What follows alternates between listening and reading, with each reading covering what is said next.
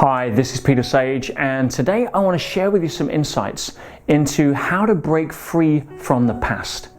We hear so many people feel that they're trapped as a victim based upon events that have happened in their history.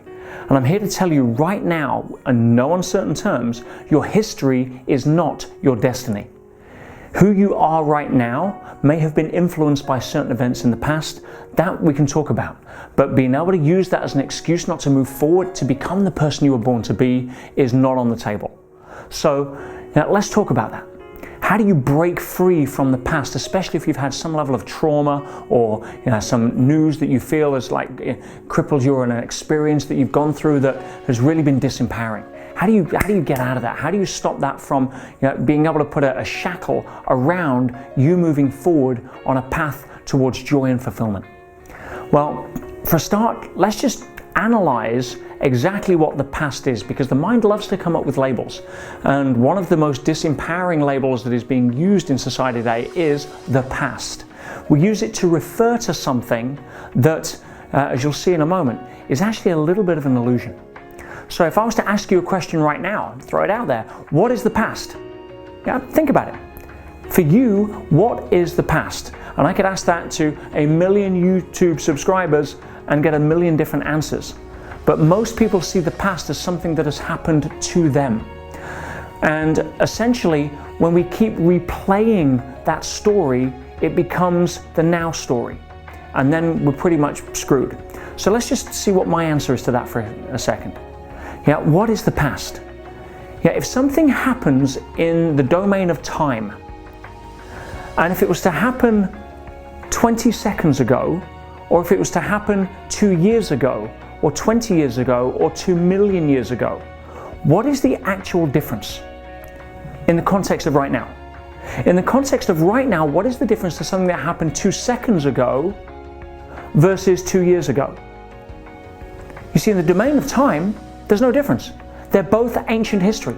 They're gone, never to be repeated. As soon as the words leave my mouth and enter your ears, after that, it's as if they're gone. You can't get them back unless you rewind. And then all you're doing is playing another now. So if you start to understand that all the past is, all it can ever be, is a real-time memory of a previous event. So when you understand that all the past can be is a real-time memory of a perceived previous event, with the brain filling in most of the blanks, coupled with imagination. Now, the kind of blanks the brain fills in and what job the imagination does is really directed by one thing, and that is the meaning that you chose to give the event that happened. So let me just say that again. All the past is, all it can ever be, is a present time, real-time memory of what you perceive to be a previous event, or your experience or recollection of some previous event, with the brain and the imagination filling in most of the blanks based upon the meaning you chose to give that event. That is the past. It has no recollection, it has no impact right now in this moment at all. It's gone. Now, the challenge is that we are emotionally hooked to it based upon the thinking that we have around that event. And if our biochemistry is stimulated in a consistent way based upon consistent thoughts of that event, it's going to trigger emotions and feelings that keep us trapped. Let me demonstrate. If you're driving home from a party, and I know none of you guys will have ever done this, but let's just say you've had a few drinks, you think you're okay, kind of borderline, but you're going to go home anyway. Not that I would ever advocate that on YouTube as a timeout, legal disclaimer. So let's just say you're driving home, or know somebody that would, and you see a blue light in your rearview mirror. What happens to you physically at that point? Well, if you're like most people, you'll suddenly have a biochemical shift. Your heart rate will go up, your blood pressure will go up, your breathing will increase. You'll have a whole series of cascading effects inside the body based upon higher levels of adrenaline, cortisone, fear response. We know that.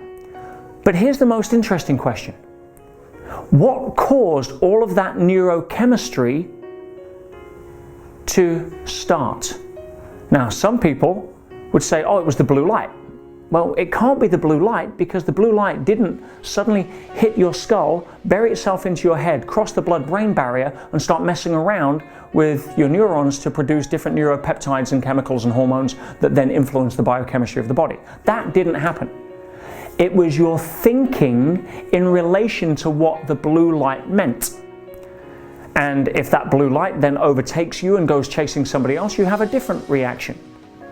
If you pull up at a party and there's a blue light there with an ambulance and you're there to pick up somebody you care about, you have a different reaction. So it's not the blue light. You know, I could tell a joke on stage in front of 10,000 people and have half the audience laugh out of their seat and half the audience walk out in disgust. It's not the joke, it's always the meaning you give the joke or whatever it is. And I'll demonstrate that to you very clearly as we move forward in this video. So if you understand that if you have an emotional, a biochemical reaction to the thinking that you have around events in the past, every time that you think of that event in a certain way, you trigger a different thought pattern that causes different chemicals, and then all of a sudden, I feel down, I feel depressed. And it's as if that even though it was ancient history and doesn't exist anymore, you bring it into the present moment through biochemistry. That's how most people get trapped in the past. Now, if you understand that you can never do anything about what's happened, you can't. You can only choose new choices in the moment to empower you to be able to move forward following that. Is that possible? Well, let me share a story with you. If I say, give you a date, September the 11th, 2001, that has even the date itself can trigger certain emotional thinking patterns that cause certain feelings, even though it was many, many years ago.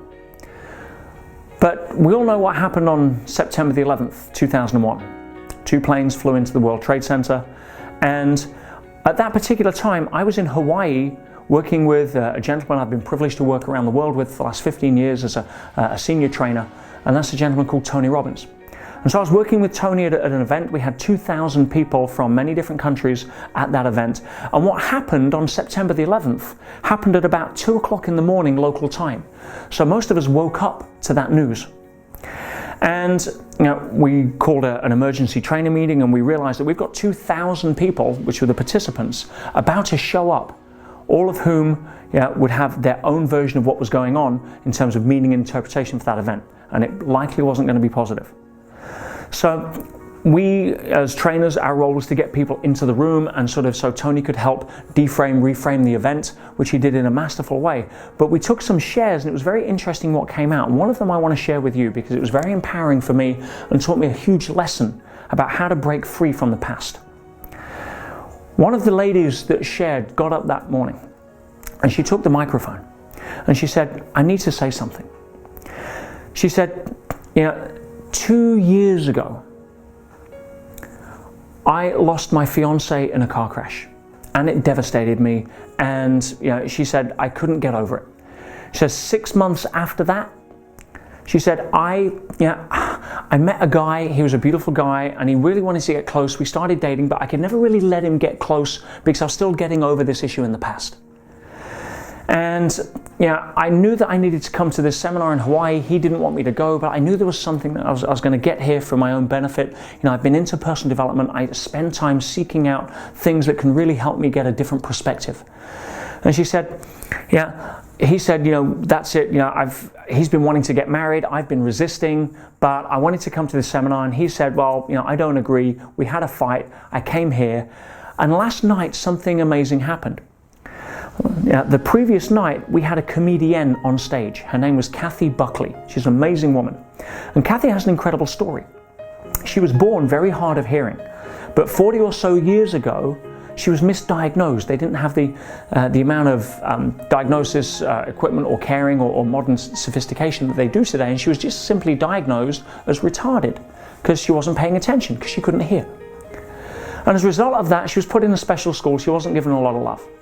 She was then abused by her stepfather. Following that, in her late teens, she ended up getting cancer. In her 20s, she got cancer again, and then a little later in life, she was lying on a beach and a lifeguard ran over her face in a 4x4. And you think your issues about the past are issues. And she started to understand something, a fundamental awareness that started to empower. She started to realize that if she was waiting for life to get better on life's terms, it was never going to happen. If she needed to get up and go and make something herself happen, then she had control over that. But moaning about the past wasn't doing it for her. So she decided to, she learned sign language, she learned to communicate, she found out she got a gift for humor. She stood in for a friend at a comedy show at a local event and she won. She then went on to win the final and the regional final, and she became a star. She wrote her own book, she had her own TV deal, and she was empowering people because her message was very simple. She said that you cannot drive through life looking in the rearview mirror, because not only are you going to miss the scenery, you're likely going to crash. You cannot dance through your life with a ball and chain around your ankle from the past. It's just not going to work.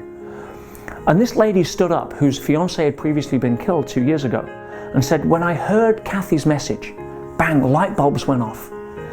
And I went back to my room and I called my boyfriend in New York, and I said, look, I'm coming home after the seminar, I got my breakthrough, I see what I've been doing, and I'm over that, let's get married.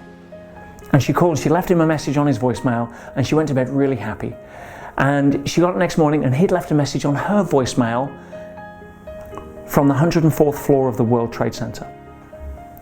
And he said that the building had just been hit, it was filling up with smoke, and he thought he was going to die.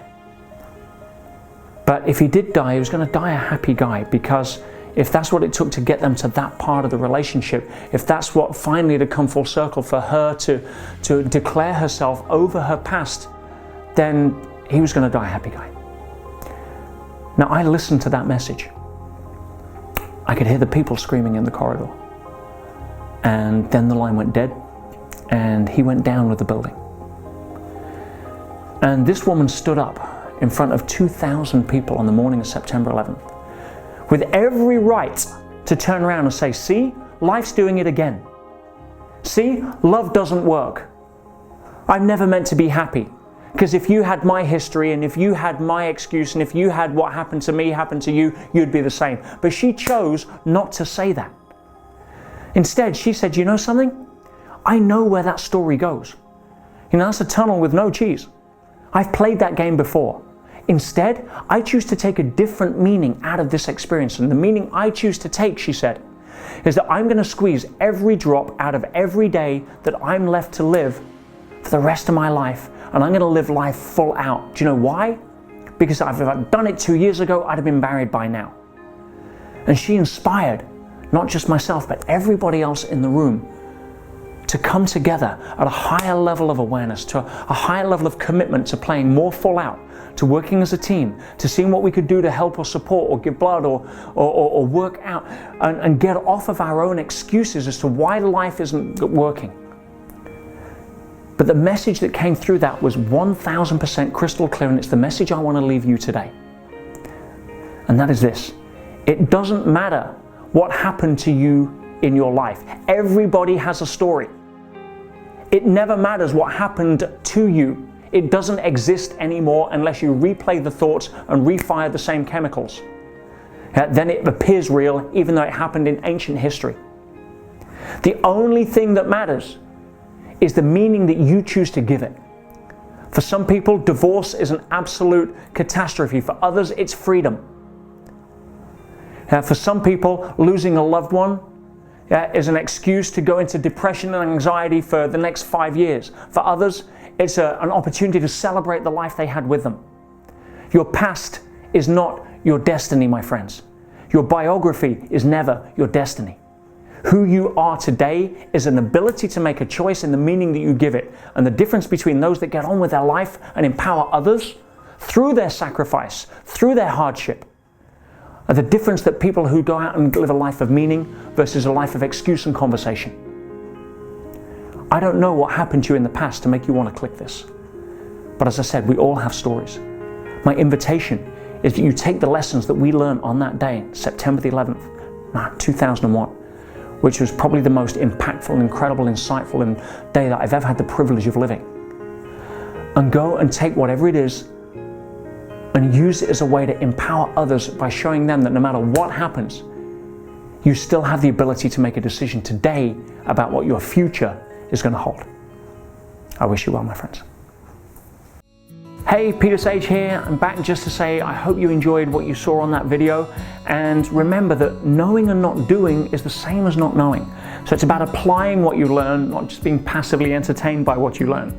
If you like more of what I do, please subscribe to my channel so I can share more of my wisdom and insights with you to make a difference. Please also go to my website at petersage.com. I have a ton of free content for a lot of people there to add more value, and I hope to see you on another video soon.